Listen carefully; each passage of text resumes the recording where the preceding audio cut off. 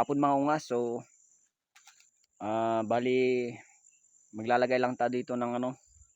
Yan, maghukay tayo. So sa tinagal-tagal ko na dito na ako lumaki. So ngayon pa nila nanakawin yung lupa namin. So kaya ang gagawin ko, maghukay ako dito ngayon. Magbabaon ako ng muhon. Ayan, para dito yung hangganan ng lupa namin.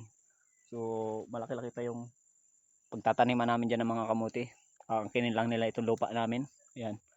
So tanim muna tayo mga ungas. Muhon lang ito, muhon.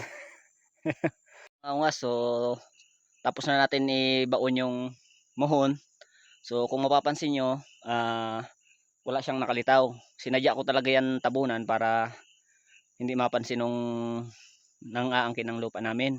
So kasi kung mapansin nila yung muhon nakalitaw, pwede nilang bunutin yan, di ba? So sinadya ko talaga yan. So paano mga ungas? Let's go.